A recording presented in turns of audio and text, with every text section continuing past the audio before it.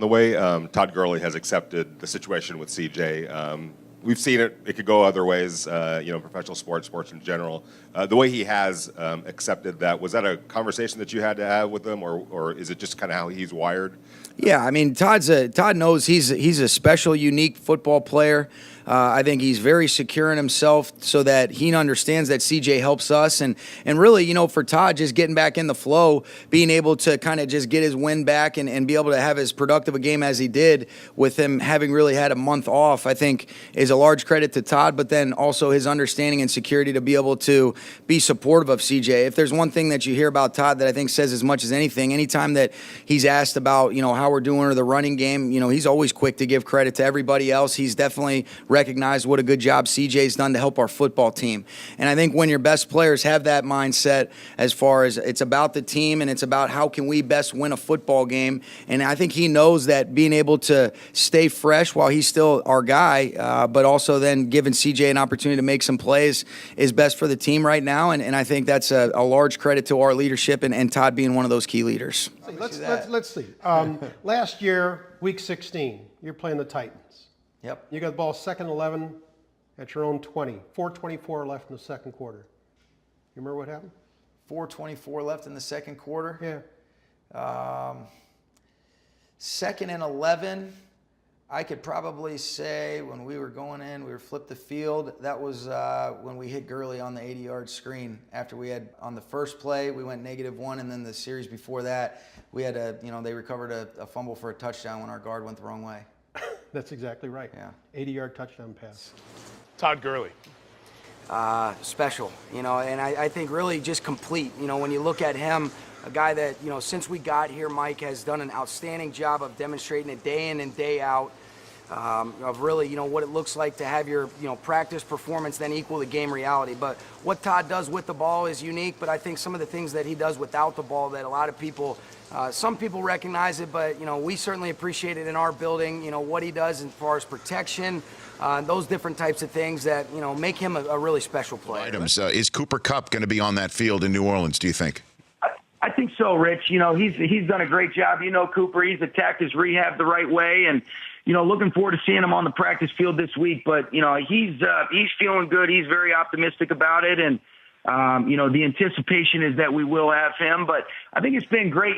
We've obviously missed Cooper a lot, but I thought it's also given guys a chance to step up, and I think we've seen Josh Reynolds do some really good things to continue to add to the depth of our offensive receiving core, but we're excited about getting Cooper back, and unless there's a setback, we're expecting him to go. And how do those family ties have any of an influence? Because your dad played at Indiana. He did. So yeah. What drew you to Miami? It definitely had a lot to do with it. Being able to be a third generation, to be able to play there, the history, the tradition. At the time when I committed there, they were 10th in the country when Ben Roethlisberger was playing really well. Coach Hepner did an excellent job getting them where they were, and my family history definitely played a huge role in it. And when I visited there, getting a chance to develop some of the relationships with the guys there, it just felt at home, and it was a great experience for me, so I loved it there. Do you feel like you're in catch-up mode, going into the Super Bowl as far as free agency draft? Yeah, we're definitely behind, but I think that as long as we don't try to rush through things, just being efficient, maximizing those days, but you're definitely way behind in terms of your scheme evaluation. Yeah. I really haven't had a chance to dive into a lot of these guys just draft-wise, and so much of that is predicated on,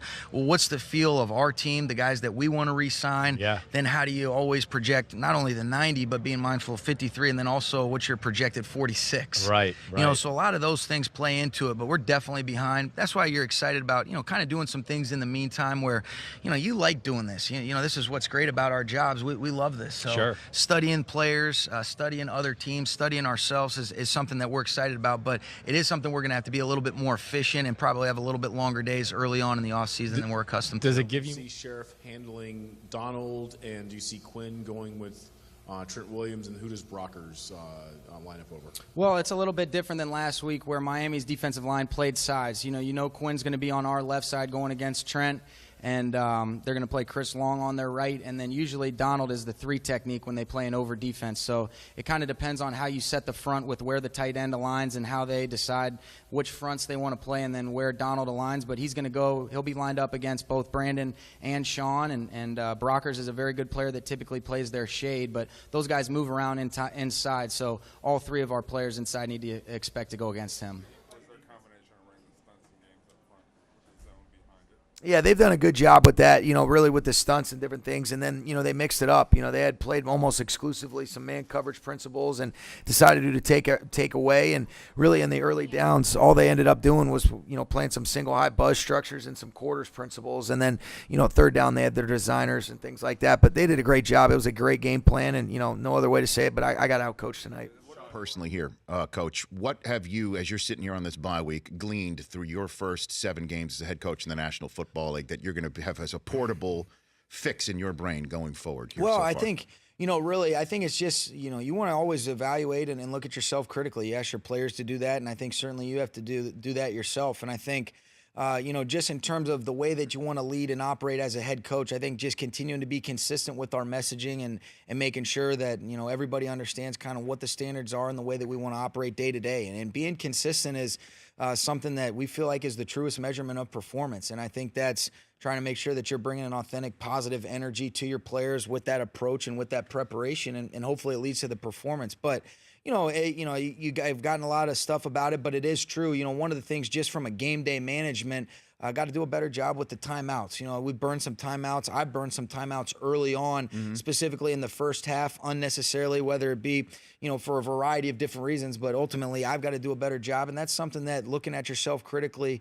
I'll make sure to try to correct moving forward into the latter half of the year. Really put a seed of doubt in Thomas County's mind and gave our kids some, additional momentum going into the halftime. The play is actually 876 trail flood, which is just a flood route, and we have 3 receivers in the route, and it's a rollout pass. So what happened was that I rolled out, and I got some pressure from the defensive end, and I guess the safety thought that I was going to just run the ball or throw it away, and he kind of just came up thinking that the play was over, and Anderson had gotten behind him, and I just ended up throwing the ball down the field to Anderson because he was so wide open, and I got killed on the play, but it ended up being a touchdown for us, and it was great momentum. 99, you're 13 years old, it's your birthday, and your grandfather presents you with a gift. What'd he give you? Super Bowl tickets. I remember getting them. Didn't know who the teams were when I actually received the gift. Welcome to Super Bowl 34 between the St. Louis Rams and the Tennessee Titans. I remember the Rams jumped out to a lead. Isaac Bruce makes a big play. I remember Torrey Holt caught a slant for a touchdown. And now, looking back on it, I didn't realize how many connections there would be later on, but it was a great football game. And to be coaching with the Rams, it's pretty surreal. 2003. Let's go back to 2003. You have a beast in your third round pick, Matt Jones. How does he look out there? Obviously, he's a big guy, and he should really give that backfield some help. Yeah, he's done a nice job. It's a little bit harder to evaluate running backs when we are in OTAs and you're not able to tackle and do some of those things, but his ability to pick things up mentally and protections, and then, being disciplined with his courses and as far as his running game, we've been very pleased with him, and he's a guy that we're looking forward to see compete when we can play live ball.